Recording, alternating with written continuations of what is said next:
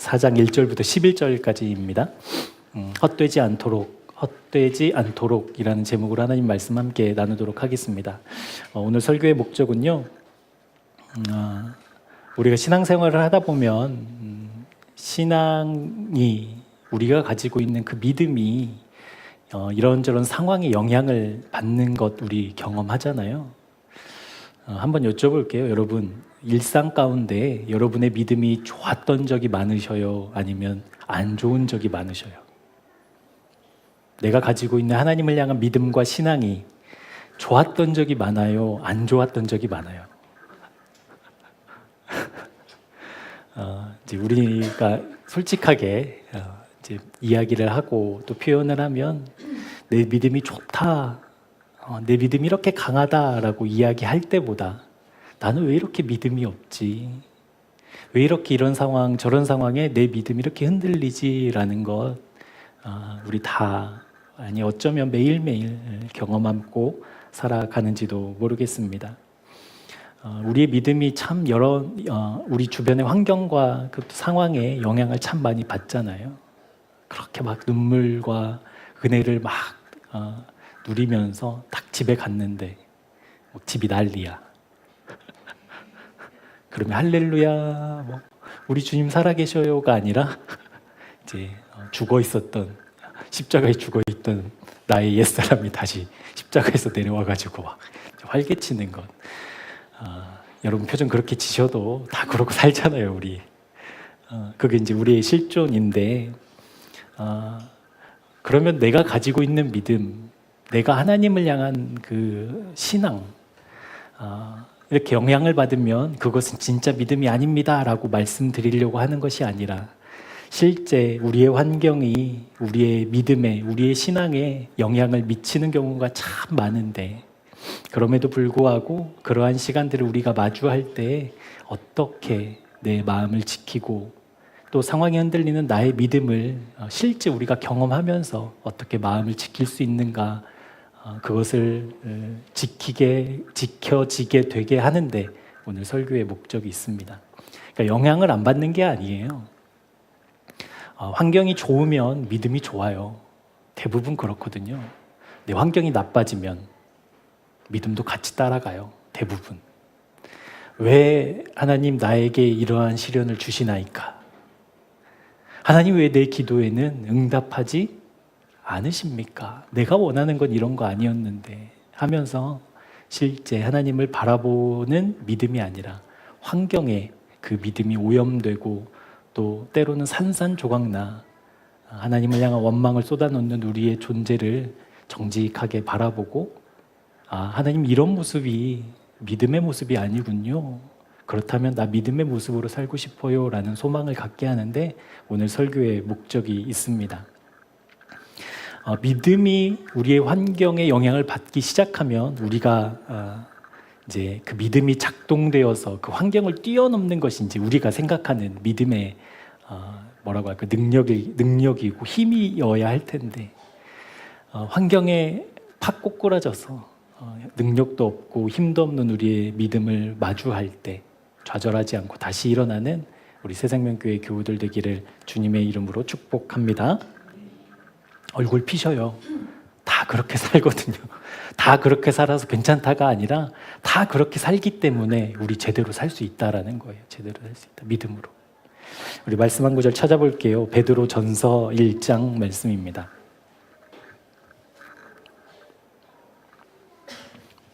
베드로 전서 1장 13절에서 16절까지 말씀. 베드로 전서 1장 13절에서 16절까지 말씀을 우리 같이 합독하도록 하겠습니다. 시작. 그러므로 너희 마음의 허리를 동이고 근신하여 예수 그리스도께서 나타나실 때에 너희에게 가져다 주실 은혜를 온전히 바랄지어다. 너희가 순종하는 자식처럼 전에 알지 못하던 때에 따르던 너의 사욕을 본받지 말고 오직 너희를 부르신 거룩한 이처럼 너희도 모든 행실에 거룩한 자가 되라. 기록되었으되 내가 거룩하니 너희도 거룩할지어다 하셨느니라. 아멘. 부담스럽기 그지없는 말씀이잖아요. 우리의 믿음은, 내가 가지고 있는 구원은 상황이 이렇게 막 휘둘리는데 말씀은 뭐라고 하고 계셔요? 누구처럼? 하나님처럼. 어떻게? 거룩하라는 거예요. 거룩하라. 거룩하기를 바랍니다가 아니라 내가 거룩하니 너희도 거룩해라. 뭐 이것도 괜찮아요. 거룩할지어다. 뭐 이러니까 이제 부담이 되거든요. 이 말씀을 우리의 일상에 이렇게 가져다 대면 이제 한없이 부끄럽잖아요. 이 말씀을 우리가 상황에 흔들리는 우리의 믿음, 우리의 신앙 앞에 가져다 대면 이제 부끄러워 고개를 들 수 없는, 면목 없는 사람들이라는 것을 우리 보게 되잖아요. 어떻게 나 같은 존재가, 내가 가지고 있는 이 믿음이 하나님이 거룩하신데 그 하나님처럼 어떻게 거룩해질 수 있는가? 나는 안 돼. 내 믿음은 아직 한참 멀었어. 이 말씀은 특별히 믿음 좋은 사람들에게 하신 말씀이지 나는 아직 그 경지에 이르려면 멀었어라고 생각하는데, 이것이 말씀에 대한 오해거든요. 실제 이 원어적으로 보자면 내가 거룩하니 너희도 거룩해라 라는 말씀을 원어 그대로 표현하자면 너희는 거룩한 존재다. 그러니 너희의 거룩을 나타내라 라는 말씀이거든요. 조금 풀어서 설명을 해드릴게요. 우리가 거룩한 존재가 아니에요. 그런데 믿음이라는 것을 막 써가지고 나는 거룩한 존재야. 거룩한 존재가 되었어.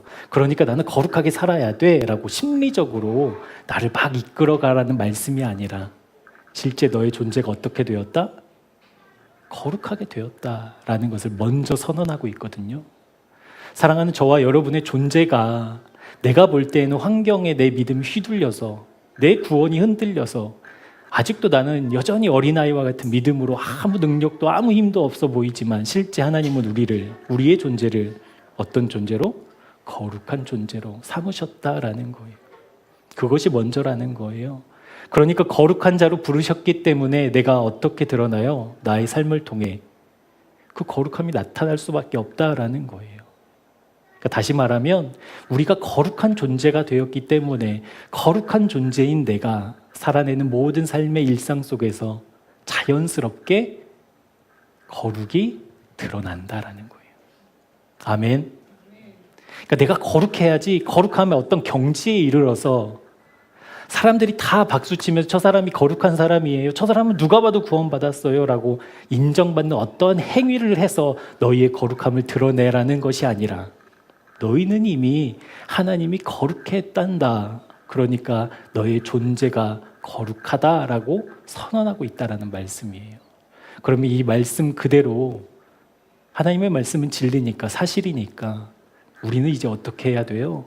내가 거룩한 존재라고 여기고 나를 부르신 하나님의 모든 삶의 자리에서 나는 거룩한 자야, 나는 하나님이 거룩하다고 하셨어 라는 믿음의 정체성으로 살아낼 때 우리가 지나온 모든 발자취 속에 무엇이 우리를 거룩하게 하신 하나님의 흔적들이 남는다라는 말씀이에요. 그런 여러분의 일상 되기를 축복합니다. 정말 축복합니다. 그러니까 이 말씀을 그렇게 그냥 내가 어떤 거룩을 드러내는, 그러니까 거룩한 어떠한 삶의 경지를 살아내야만 이 말씀을 이루는 것이 아니라 실제 내 마음에 내 존재가 하나님에 의해서, 예수 그리스도의 그 십자가의 보혈에 의해서 이미 나는 거룩해졌어. 그러니 여러분 세상 따라갈 수 있어요? 그러니 돈 사랑할 수 있어요? 왜 대답 안 하셔요?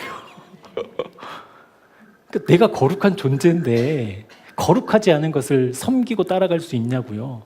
그럴 수 없어요. 주님이라고 하는 게 거룩해. 내가 거룩한 것처럼 너희도 거룩해라. 너희의 거룩함이 나타난다라고 말씀하신 의미라는 거예요. 월드컵이나 올림픽 경기가 일어나면 이제 응원을 하잖아요. 응원을 하면 저 사람이 어떤 나라 사람인지 알 수 있어요, 없어요? 우리나라 사람인지 미국 사람인지 알 수 있어요, 없어요? 있어요. 무슨 나라를 응원하나, 어떤 나라를 응원하냐라는 것을 보면 알아요. 그런 것처럼 내 안에 계신 그리스도, 내 안에 생명을 주신 그 하나님의 말씀이 살아 역사하면 그 말씀에 영향을 받는 것이 거룩이다라고 말씀하고 있다라는 거예요. 우리 모두는 우리 지난 시간에 살펴봤지만 하나님의 강권적인, 하나님의 일방적인 은혜와 사랑으로 새 생명을 얻었습니다. 여러 가지 말로 그 이 새 생명을 표현하지만 갈라디아서에는 너희가 하나님의 자녀 되었다라고 이야기하고 있습니다. 하나님의 자녀가 되었다. 그리고 그리스도로 옷 입은 존재가 되었다라고 이야기하고 있습니다. 실제 내가 하나님의 자녀로 그리고 그리스도로 옷 입었다라고 한다면 그것이 드러날 수밖에 없다라는 거예요. 그것이 진짜라고 한다면. 그러니까 어떠한 심리적인 그리고 뭐 나의 다짐과 의지로 그것을 드러내기 전에 실제 하나님이 하나님의 은혜와 사랑으로 우리를 선언하신, 우리에게 선포하신 예수 그리스도의 십자가의 보혈을 우리의 마음과 존재 가운데 딱 발라주셨을 때 깨끗하게 된 그 실제가 있다라고 한다면 여러분 그 거룩은 드러날 수밖에 없어요. 근데 아직도 우리 의심하잖아요. 나는 거룩한 존재가 아니야 막 이러면서 표정들이 그래요. 동의하지 않아요. 아니요, 우리는 이미 그리스도로 옷 입은 사람들, 그리스도로 옷 입고 새로운 생명을 가진 하나님의 자녀로 하나님이 이미 선포하셨다라는 거예요. 그런데 이제 우리가 자꾸 갈등하는 게 그렇잖아요. 그 거룩이라는 어떠한 경지에 이르러야만, 최소한 내 생각에는 지금의 이 모습은 거룩은 아닌데 여기에서 내가 이 정도의 모습과 이 정도의 태도를 보여야만, 그러면 내가 좀 거룩하다고 이야기할 수 있을 텐데 실제 우리 일상에서의 우리의 삶은 이제 그러지 못하니까 이제 갈등이 생긴다는 거예요. 갈등. 그러니까 하나님이 나를 하나님의 자녀로 그리스도로 옷 입은 하나님의 백성으로 이렇게 부르셨을 때, 그렇게 삼아 주셨을 때, 그런 나와 그렇게 부름받은 나의 존재가 있지만 실제 나의 삶 속에서 거룩이 드러나지 않는 나와 이제 싸우는 것이 여러분 우리가 갈등하고 고민하는 지점이잖아요. 잘 사셔요, 여러분. 여러분 막 삶의 자리에서 막 거룩하게 사셔요. 그 싸움이 늘 있다라는 거예요. 그런데 우리가 잊지 말아야 할 것은 여러분 그 갈등을 우리가 이렇게 오해하면 안 돼요. 뭐냐면 우리가 그 하나님의 자녀됨과 그렇지 않은 나의 어떠한 삶의 영역 가운데 갈등하고 있는 요소들을 우리가 딱 마주했을 때 믿음은, 구원은, 그리고 하나님이 우리에게 허락하신 생명은 얼마나 잘 하느냐의 싸움이 아니라는 거예요. 그러니까 그 갈등 속에서 무엇이 이기고 무엇이 지고 그것을 얼마나 많이 이기냐, 확률의 싸움이 아니라는 거예요. 그런 식으로 우리가 받은 구원, 생명을 해석하면 다 고꾸라져요.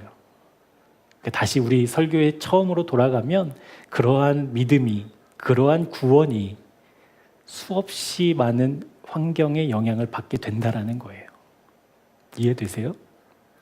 얼마나 잘하는가, 내가 얼마나 10번 중에 7번, 8번 성공하는 그런 확률적인 거룩과 구원과 생명으로 우리가 접근을 하면 우리가 상황에, 환경에 틀림없이 다 영향을 받는 믿음일 수밖에 없다라는 거예요.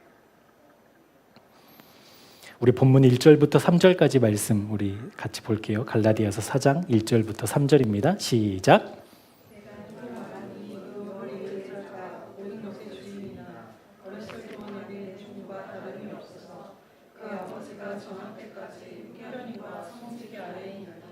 이와 같이 우리도 어렸을 때에 이 세상의 초등학문 아래에 있어서 종 노릇하였더니. 아멘. 우리의 믿음의 여정, 그리고 우리가 가지고 있는 그 구원이 실제 우리의 삶 속에서 잘 하고 있느냐, 그렇지 못하느냐라는 그 기준으로 점검을 하는 것이 무익하지만은 않아요. 그러니까 우리가 받은 구원이 내가 잘하고 있느냐의 싸움이다. 싸움이 아니라는 것을 우리가 전제하고, 그러면 싸움이 아니기 때문에 그냥 그것을 다 뒤로 하자는 말이 아니라, 실제 우리가 그런 갈등 속에 있을 때 그 갈등을 정직하게 마주보는 것이 우리의 믿음에 도움은 돼요. 도움. 그게 막 무익하다라고 말씀드리는 게 아니에요. 왜냐하면 우리가 아직 우리의 믿음이, 우리의 구원이 연약할 때가 있잖아요. 이제 막 그 확신 가운데 서 있지 못할 때가 있거든요. 그러니까 그러한 상황 속에서 우리가 주변의 도움과 또 주변의 격려와 응원이 참 많은 도움이 되는 것 또한 사실이죠. 그러니까 하나님과의 관계가 제일 중요하지만, 우리가 믿음의 삶을 살다 보면 옆에서 이렇게 토닥거려주는, 그리고 따뜻한 눈빛으로 내가 너를 위해 기도하고 있어 라는 그 말 한마디가 다시 주님을 찾게 만드는 힘이 될 때가 있잖아요. 그러니까 우리가 내 믿음과 그렇지 않은 나의 일상 가운데 그 갈등이 있을 때, 나는 왜 이렇게 잘하지 못하지? 라는 그 질문이 사실은 우리에게도 이제 유익한 지점들이 있다라는 거예요. 그러니까 연약할 때 오늘 말씀해 보면 후견인과 청지기 아래에서 이제 양육을 받는 시간들이 필요하다라는 거예요. 여러분, 후견인과 청지기 아래에서 무엇을 하지요? 거기서 뭘 하지요? 후견인과 청지기 아래에서, 초등교사 아래에서 이제 삶의 가장 기초적인 사회생활을 하는데 가장 기본적인 이제 뭐 예절이라든지 아니면 뭐 말투라든지, 그러니까 정말 기초적인 것들을 이제 배우잖아요. 그러니까 후견인과 청지기 아래에서 배우는 이제 존재가 있어요. 이 존재의 특징은 뭐냐면 주인의 아들이라는 거예요. 그렇죠? 주인의 아들. 그러니까 주인의 아들이니까 귀해요, 안 귀해요? 귀해요. 귀한 존재라고요. 아까 우리가 베드로전서 말씀 봤지만 거룩한 존재예요. 그런데 이 존재가 어떻게 살아요? 삶의 일상의 모습은 후견인과 청지기 아래에 놓여서 모든 삶을 다 통제받잖아요. 그리고 잘 못하면 혼나기도 해요. 그래서 그 요세푸스인가요? 뭐 그 유대 역사학자가 쓴 글에 보면 이 초등교사가 주인의 아들을 하도 닥달을 하니까 이 초등교사 아들이 도망을 갔어요. 숨었어요. 숨어가지고 발각이 됐네? 그래가지고 이제 막 벌받는 글이 있기도 해요.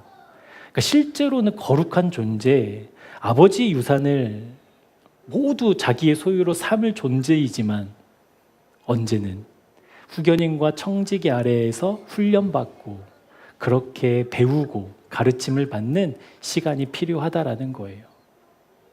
그러니까 마치 내 믿음이, 나는 왜 이렇게 환경에, 상황에 영향을 너무 이렇게 많이 받지?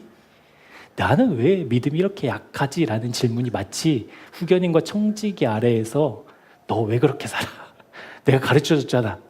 그렇게 살라고 했어? 그렇게 말하라고 했어? 그러건 예의가 아니라니까? 라고 모든 것에 참견받는 것처럼 우리의 믿음이, 우리의 존재가 하나님 안에서 거룩해져 있지만 그 상황에 영향받는 것이 우리의 거룩함을 훼손시킬 수 없지만 때로는 나는 왜 이렇게 약하지? 내 믿음은 왜 이렇게 힘을 발휘하지 못하지? 라는 질문이 마치 후견인과 청지기 아래서 연습하고 살아낸 훈련을 받는 것처럼 우리에게 유익한 점도 있다라는 거예요. 그런데 여러분 한번 생각해 봅시다. 주인의 아들이니까 모든 것을 할 수 있잖아요. 근데 후견인과 청지기 아래에 있어요. 통제를 받아요. 귀찮잖아요. 그래서 이 아들이 그것을 견디지 못하고 집을 뛰쳐나갔다고 한번 생각해 봅시다. 집에 안 들어와. 요나처럼 막 도망가 버려요. 그러면 여러분 어떻게 해요 이제? 그러면 돼요, 안 돼요? 안 돼요. 그러니까 우리의 믿음이 환경의 상황에 영향을 받아요. 그러면 내가 훈련받고 연습하고 그렇게 살아가는 하루하루를 살아가면서 배우고 내 능력을 키워나가는 기회로 삼아야 되는데 우리는 어떻게 하냐면 환경의 영향을 받고 상황에 휘둘리는 내 믿음을 보면서 폭삭 주저앉아 버린다는 거예요. 마치 집을 떠나는 아들처럼. 내가 누릴 그 수많은 복들이 있는데, 권리와 능력이 있는데 지금 그것을 따라가지 못한다고 해서 다 뒤로 하고 집을 떠나 자유롭게 살겠다라고 이야기하는 우매한 아들이 있다라고 한다면 여러분 얼마나 안타깝겠어요. 그러니까 그 헛된 길로 돌아가는 것을 사도 바울이 지금 오늘 본문을 통해서 헛되지 않게 하겠다라고 이야기하고 있다라는 거예요. 사랑하는 여러분, 저와 여러분의 믿음이 결코 헛되어서는 안 돼요. 여러분이 몇 번 잘했느냐, 얼만큼 성공했느냐 하나님이 계산하고 계시지 않으셔요. 때로는 베드로전서 말씀처럼 이렇게 부담스러운 말씀을 우리에게 주셔서 내가 하나님의 자녀지, 나를 거룩하게 하신 하나님 틀림없지, 그러니 나 떠날 수 없지, 주저앉을 수 없지, 다시 일어나 거룩한 자로 살아가도록 힘주시고자 하시는 아버지의 마음이 분명하게 깨달아지는 저와 여러분 되기를 주님의 이름으로 축복합니다. 그러니까 후견인과 청지기 아래에서, 그러니까 율법이 우리를 올가매고 율법이 우리의 믿음과 우리의 구원을 이렇게 정확한 잣대로 막 재단하려고 할 때, 어떻게 구원받은 사람이 이럴 수 있느냐고 우리를 정죄하려고 할 때, 그것은 우리가 받은, 하나님으로부터 받은 그 놀라운 상속권을 포기하라는 의미가 아니라는 거예요. 그러니까 청지기가 이렇게 막 무서운 매를 들고, 후견인이 막 날카로운 매를 들고 주인의 아들을 막 회초리 칠 때 너 아들이 아니라고 고백해, 이렇게 얘기하고 있다는 게 아니라는 거예요. 어떻게 이야기하는, 그 회초리는 뭐예요? 그러니까 노예가 지금 주인의 아들을 막 때리는 회초리는 어떤 의미예요? 너 이렇게 살아서 어떻게 상속받으려고 그래? 너 이렇게 살아서 어떻게 주인집 아들이라고 말할 수 있어? 똑바로 살아야지, 제대로 살아야지 라는 책망이잖아요. 떠나라는 게 아니라.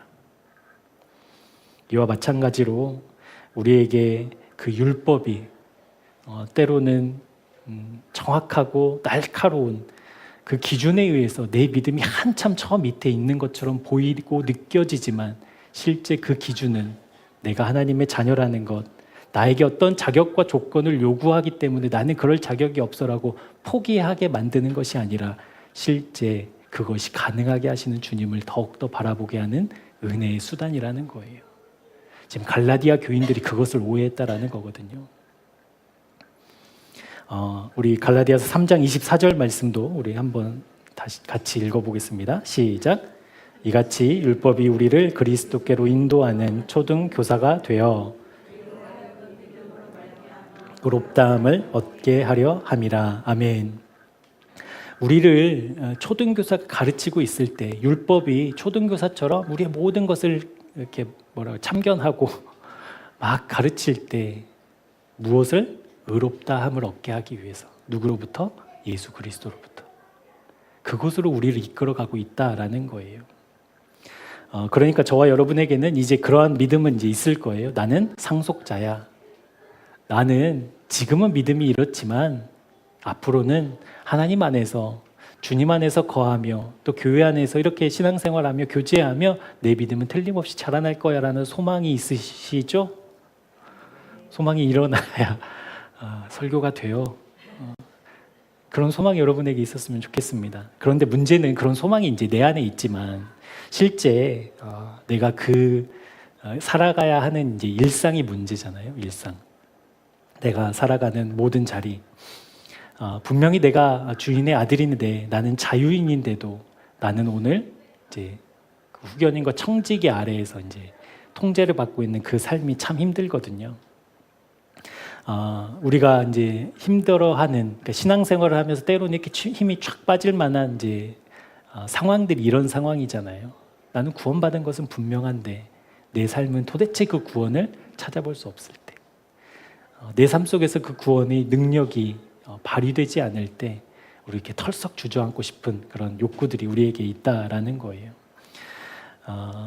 영원한 천국도 그리고 내가 다시 주님을 만날 날도 분명히 알겠는데, 오늘 내가 살아가는 일상은 이제 전혀 그것과는 상관없는 수많은 일들로 나를 정신없게 만들 때 이제 우리가 그게 힘들다라는 것이죠. 여러분 오늘 하루 어떠셨어요?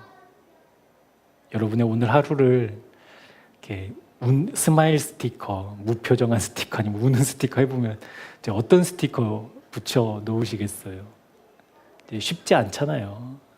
우리 가정에서의 일들도, 직장에서도, 내가 만나는 사람들도, 그리고 이 세상 속에서도 수많은 일들이 내가 하나님의 자녀라는 것을 기억하지 못하게 만드는 그 일상들을 우리가 살아내고 있는데, 그러면 그렇게 일상을 살아내는 우리인데, 근데 우리는 또 분명히 하나님의 자녀인데, 나는 거룩한 자인데, 나는 주인의 아들인데, 그러면 어떻게 살아야 할 것인가? 그것을 포기해서 도망치는 아들이 아니라 오늘 설교의 제목처럼 헛되지 않은 믿음의 삶을 어떻게 살아낼 수 있을까? 말씀 속에서 답을 좀 찾아보시죠. 오늘 4절, 5절 말씀입니다. 같이 읽겠습니다. 시작. 때가 참에 하나님이 그 아들을 보내사 여자에게서 나게 하시고 율법 아래에 나게 하신 것은 율법 아래에 있는 자들을 속량하시고 우리로 아들의 명분을 얻게 하려 하심이라. 아멘. 여러분, 그리스도의 일상이 무엇인가? 저와 여러분이 살아가는 오늘 하루 1시간 1분 1초는 어떤 의미인가? 다시 주님을 만날 준비하는 시간이라고 말씀드렸습니다. 다시 주님을 만나는 시간. 그 다시 만날 주님을 기다리며 준비하는 시간. 그것이 우리의 일상이거든요. 이것이 왜 중요한 기준이 됐느냐면 오늘이라는 시간이 그냥 흘러가서 사라져버리는 게 아니기 때문이에요. 우리가 어떻게 살았던지 간에 이 하루는 남아요. 분명히 남아요. 우리의 행위대로 다 심판받잖아요. 우리 다 기록되고 있어요. 여러분이 오늘 무슨 생각을 하고 어떠한 표정을 짓고 어떠한 말을 했는지 기록되어져 있다고요. 그렇게 우리의 삶이 하나님 앞에 차곡차곡 쌓여가는데 결국 우리가 주님 마주하는 그 날이 있을 거 아니에요. 그날을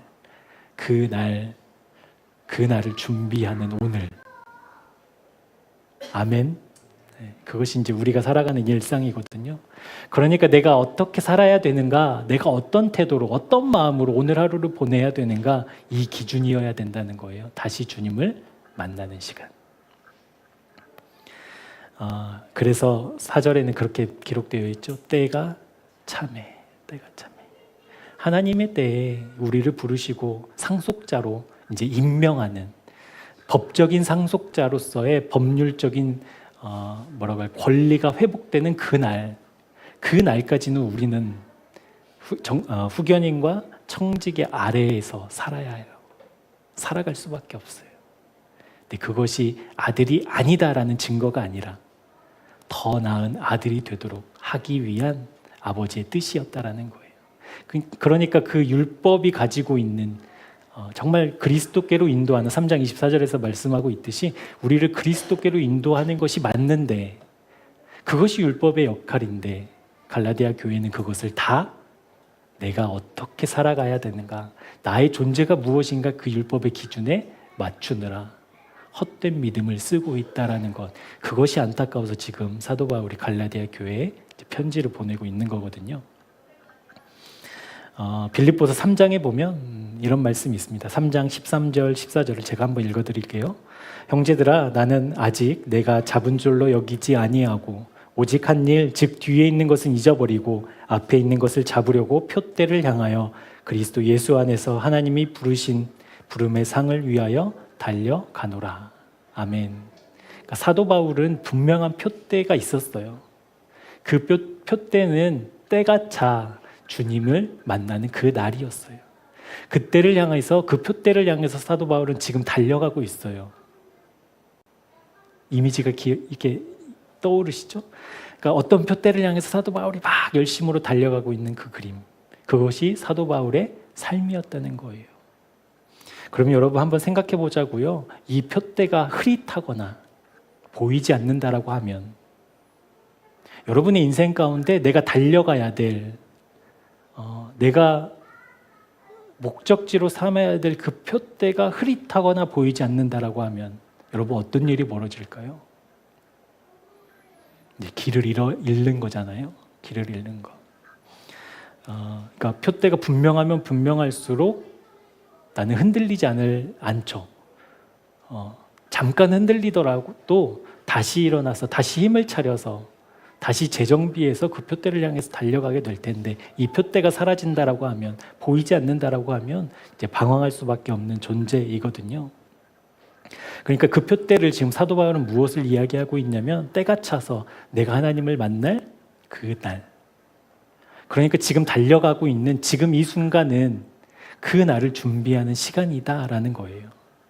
그러니까 우리가 만나는 일상, 우리가 경험하는 우리의 믿음을 때로는 힘이 없게 만들어 버리는 상황, 환경, 분위기, 이런 것들이 아무 의미 없고 내 믿음에 유익하지 않아가 아니라 실제는 그 상황 속에서 무엇을? 그 표대를 향해서 달려가게 만드는.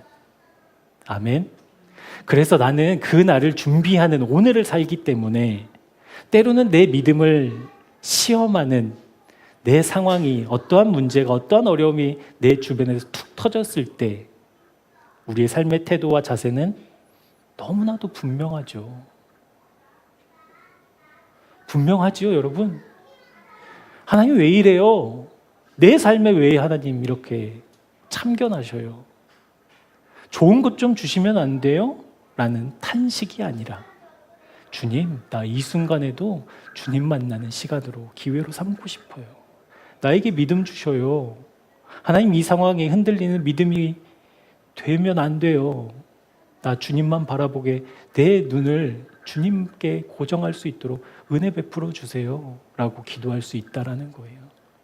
그러면 여러분, 그렇게 하루를 살아가는 사람의 삶이 베드로전서 1장에서 이야기하고 있는 것처럼 내가 거룩하니 너희도 거룩해라 라고 말씀하신 의미가 그렇다라는 거예요. 그렇다고 한다면 여러분, 여러분이 받은 구원, 환경이 지배할 수 있어요, 없어요? 똑바로 선포하셔요. 있어요, 없어요? 없어요. 절대 그럴 수 없어요. 여러분이 받은 구원, 그 누가, 그 무엇이 빼앗을 수 있어요, 없어요? 없어요. 없다니까요. 없어요. 그 무엇도 하나님의 약속이에요. 근데 내 느낌은 아니잖아요. 실제로 막 갈등하고 있는 나의 존재는 그렇게 못 느끼는 게 문제잖아요. 근데 그것에 빠져서 헛된 길로 가는 것을 지금 사도 바울이 경계하고 있다라는 거예요. 여러분, 상속자라는 분명한 의식, 내가 하나님의 나라를 유업을 이어받을 하나님의 백성이고 하나님의 자녀고 그리스도로 옷 입은 존재라면 그 분명한 의식 우리에게 있어야 되겠죠? 어떻게 그거 가질 수 있죠?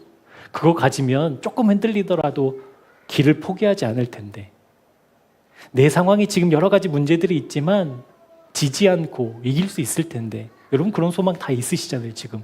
그럼 어떻게 그 표대를 확실하게 가질 수 있죠? 어떻게 분명하게 그 표대를 확인할 수 있냐고요? 우리 6절 7절 말씀 보겠습니다. 시작. 너희가 아들임으로 하나님이 그 아들의 영을 우리 마음 가운데 보내사 아빠 아버지라 부르게 하셨느니라. 그러므로 내가 이후로는 종이 아니요 아들이니 아들이면 하나님으로 말미암아 유업을 받을 자니라. 아멘. 여러분, 그 표대는 다짐의 문제가 아니에요. 그 표대는 내가 그렇다라고 선포하는 선포의 문제도 아니에요. 나에게는 표대가 있어 라고 느끼는 감정의 문제도 아니에요. 이 표대는 누구를 통해서만? 성령님을 통해서만 우리 마음 가운데 꽂아주실 때에 분명해져요. 아멘. 우리의 의지의 문제가 아니에요. 우리의 감정의 문제도 아니에요. 우리 안에 거하신 성령님께서 이것이 표대야, 이것이 너의 존재야, 이것이 너의 상태야 라고 우리에게 계시하실 때 우리는 그것이 비로소 실제된다라는 거예요. 우리 주변의 상황과 환경에 영향을 받을 때 우리는 우리의 나약함을 먼저 의식합니다. 그래서 내 믿음이 도대체 왜 이래? 우리 엄마 아빠가 목사고 사모고 장로고 집사고 권사인데 내 믿음은 왜 이래? 나 세례 받았을 때 뜨거운 경험했는데, 수련회 때 방언도 했는데 내 믿음이 왜 이래? 라고 이야기할 때 우리는 그렇게 한탄하잖아요. 한탄이거든요. 내 믿음을. 하지만 무엇보다도 먼저 우리가 의식하고 바라보아야 하는 것은 나에게 하나님의 자녀다라고 말한 그 성령님의 음성, 그 하나님의 약속, 그것을 가장 먼저 살펴보아야 합니다. 환경에 영향받는 나의 믿음을 때로는 폭삭 주저앉아서 아무것도 할 수 없는 무기력에 놓여 있을 그때에 내 마음이 그렇게 흘러가도록 내버려 두지 않고 내 마음에 누구 계시지? 내 마음에 지금 무엇이 연결되어 있지를 꼭 살펴야 된다라는 거예요. 그러면 분명히 알아요, 여러분. 그렇게 아무것도 못하는 상황에서 내가 털썩 주저앉아서 내 마음에 지금 누가 계시지? 내 마음에 지금 무엇이 연결되어 있지? 이 딱 두 가지 질문해보면 알아요. 내 마음에 주님 계시지 않는다라는 것. 내 마음이 지금 주님과 연결되어 있지 않는다라는 것. 그래서 염려하고 걱정하고 한탄하고 이 믿음과 구원, 생명을 의심하고 좌절하고 슬퍼하며 울고 있다라는 것 단번에 알아요. 여러분, 갈라디아 교인들이 지금 이런 일들을 겪고 있거든요. 내 안에 역사하셔서 나에게 구원을 선포하신 그 성령님의 사역에 집중하고 그 성령님의 놀라운 은혜에 집중하고 있는 것이 아니라 내가 지금 누구의 후견인, 누구의 청지기 밑에서 살아가고 있는가, 이걸 막 자랑하고 있다는 거예요. 실제 아들임에도 불구하고. 나는 구원받는 모든 것을 상속받을 법적인 지위가 있는 아들임에도 불구하고 내 초등교사는 어디 대학 나왔어? 이런 거 자랑하고 있었다라는 거예요. 그러니 사도 바울이 봤을 때 헛거예요? 헛거 아니에요? 헛거였다라는 거예요. 헛거였다. 너희들 그거 자랑해서 뭐 할래? 너는 주인의 상속을 받을 자녀인데 네가 지금 누구의 가르침을 받고 있고 누구에게 교육받고 있는 게 그게 뭐가 그렇게 중요해? 그것이 너의 존재를 나타내고 있지 못해. 우리 8절과 9절 말씀 같이 보도록 하겠습니다. 그러나 너희가 그때에는 하나님을 알지 못하여 본질상 하나님이 아닌 자들에게 종노릇하였더니 이제는 너희가 하나님을 알 뿐 아니라 더욱이 하나님이 아신 바 되었거늘 어찌하여 다시 약하고 천박한 초등학문으로 돌아가서 다시 그들에게 종노릇하려 하느냐. 지금 사도 바울은 갈라디아 교인들에게 알지 못하느냐라고 이야기하고 있거든요. 여러분, 갈라디아 교인들은 교인이니까 하나님 알아요, 몰라요? 알아요. 그런데 그들의 일상 가운데 지금 10절에서 이야기하고 있는 것처럼 하나님을 알매도 불구하고 갈라디아 교인들은 무엇을 섬기고 있냐면 무엇을 섬기고 있어요? 날과 달과 절기와 해를 삼가 지키고 있다라는 거예요. 그러니까 하나님, 나의 상속자 되신 아버지를 바라보는 것이 아니라 지금 무엇을 바라보고 있냐면 초등교사만 바라보고 있는 삶. 주인의 아들인데 초등교사만 뚫어져라 바라보고 있는 삶을 살고 있다라는 거예요. 여러분, 하나님을 모르면 그렇다고 할 수 있죠. 이해할 수 있죠. 그런데 하나님을 아는 사람들이 어떻게 이렇게 사냐고요.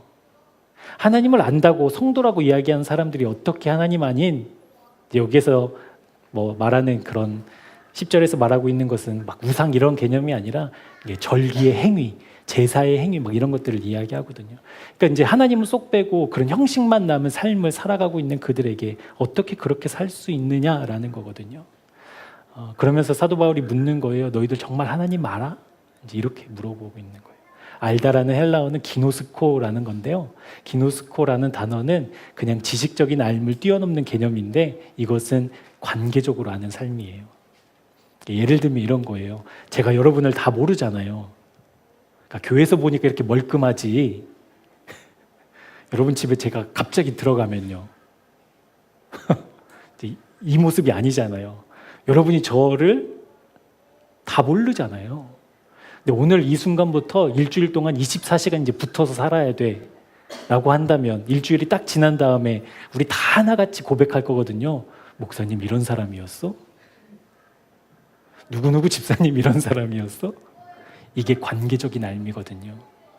이것을 왜 사도 바울이 이야기하고 있냐면 이 기노스코, 너희가 하나님을 알지 못하느냐, 너희들이 하나님을 관계적으로 알지 못하느냐라는 말은 뭐냐면, 더 깊은 의미가 무엇이 있냐면 하나님을 점점 더 알아가게 된다라는 거예요. 이해되세요? 우리가 하나님을 알잖아요, 지금. 이것이 실제 관계적인 알미라고 하면 하나님이 더 알아져요. 더 알아져요. 작년에 알던 하나님보다 올해 아는 하나님이 저는 더 좋아요. 작년에는 몰랐어요. 재작년에는요. 몰랐어요. 실제 관계가 반복되고 계속되면 될수록 하나님을 알아간다니까요. 근데 지금 갈라디아 교인들은 어떻게 가고 있는 거예요? 그 알미, 지식적으로 가니까.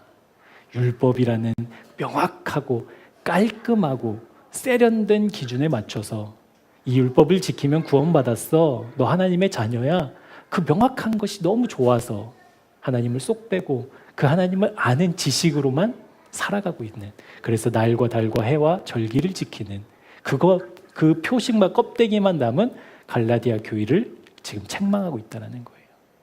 사랑하는 여러분, 우리가 하나님을 알잖아요. 그건 반드시 관계적인 알미여야 돼요.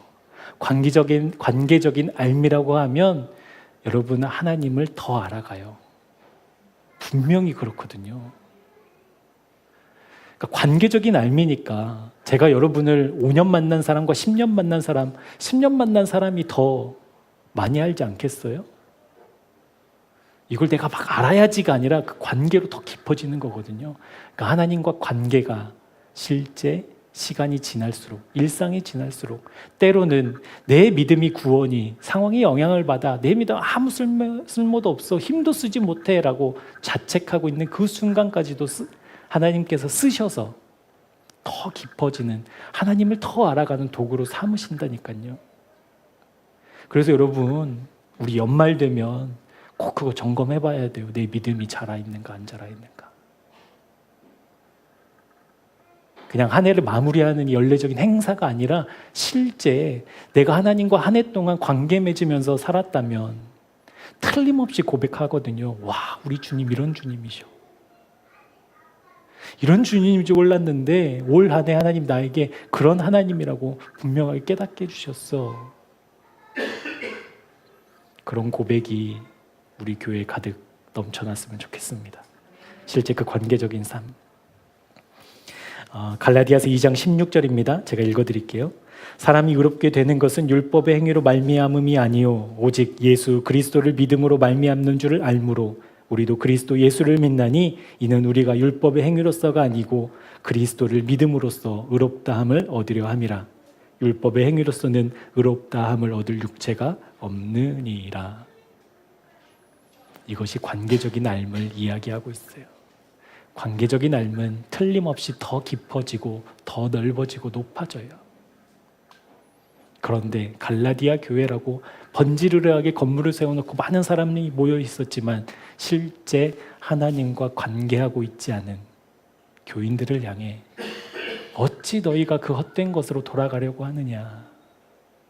너희들이 생명을 얻은, 하나님을 얻은 백성인데 어찌 다시 초등교사와 후연인과 청지기 아래의 삶을 만족함으로 그곳에 머무르려고 하느냐라고 하는 그 외침이 오늘 2025년을 살아가고 있는 저와 여러분을 향한 하나님의 마음인 줄 믿습니다. 헛된 길로 돌아가서는 안 돼요. 여러분, 믿음이 상황에 영향을 받아요. 안 받을 수 없죠. 받아도 나의 표대가 있어야 돼요. 어떤 표대? 성령께서 내 안에 계셔서 너 청지기 아들 아니야, 너 후견인의 자식 아니야, 너는 주인의 자식이야 라고 선언하실 때 우리 아멘으로 받아 나의 존재가 그러함을 날마다 십자가 앞에서 점검하고, 하나님, 내 상황이 지금 이렇고 내 감정이 지금 이렇지만 결코 내 존재, 십자가에 못 박혀 주님과 함께 연합한 내 존재, 그 무엇도 그 누구도 빼앗을 수 없다라고 믿음으로 선포하고 그렇게 다시 나를 안아주시는 주님의 따뜻한 손길을 실제 경험해 하루하루 지날 때 더 많은 하나님을 알아가는, 더 하나님을 깊이 알아가는 그 놀라운 은혜의 감격이 저와 여러분의 삶 가운데 가득하기를 주 예수 그리스도의 이름으로 축복합니다. 기도하겠습니다. 하나님, 우리를 둘러싼 수많은 상황들이 있습니다. 예상할 수 없는, 준비하지 못한 현실들에 놓입니다. 그때마다 우리는 그 상황과 환경에 영향을 받는 연약한 존재들입니다. 갈라디아 교인들도 그러했습니다. 사도 바울이 그들을 향해 단호히 헛되지 말라라고 권면했습니다. 지금 현재를 살아가는 우리를 향한 하나님의 마음으로 받습니다. 주님과 연결되어 있지 않아 상황에 영향을 받는 우리의 연약함을 불쌍히 여기셔서 날마다 주님과 연합한 믿음의 실제로 환경이 아닌 언제나 주님께만 영향을 받는 믿음의 사람으로 자라가는 은혜 우리 모두에게 허락해 주옵소서. 예수 그리스도의 이름으로 기도합니다. 아멘. 사랑하는 주님, 주님과 실제 관계가 없어도 얼마든지 십자가를 이야기하고 구원을 이야기하고 예배 드릴 수 있습니다. 이 사실이 너무나도 두렵습니다. 내 안에 계시는 주님과 날마다 사랑으로 교제함 없이 껍데기만 남은 종교 생활이 되지 않도록 날마다 주님과 연합한 십자가가 선명해지는 은혜와 믿음 우리 모두에게 허락해 주옵소서. 그 십자가에서 연합한 내가 부르신 모든 곳에서 하나님을 아빠 아버지라 부를 수 있는 거룩한 자녀됨이 드러나는 그 생명을 우리 안에 부어 주옵소서. 그런 내가, 그런 가정이, 그런 교회가 되기 원하오니 주님, 우리의 기도를 들으시고 응답해 주옵소서. 헛된 것으로 돌아가 십자가를 잃어버렸을 때 거침없이 십자가를 향해 달려오는 주님의 사람들 되도록 믿음 허락해 주옵소서. 그렇게 날마다 십자가에서 부으시는 주님의 사랑을 노래하는 우리 교회가 되면 정말 좋겠습니다. 주님이 이 교회를 주님의 표신 두 팔로 품어 보호하여 주옵소서. 이제는 우리 구주 예수 그리스도의 은혜와 하나님 아버지의 측량할 수 없는 사랑하심과 성령 하나님의 믿음이 실제되게 하시는 역사가 내 안에 계셔서 헛된 것을 분별하게 하심으로 오직 주님만을 바라고 의지하기 원하는 이곳에 모인 주님의 백성들 위해 지금부터 영원토록 함께 하옵시기를 간절히 축원하옵나이다. 아멘.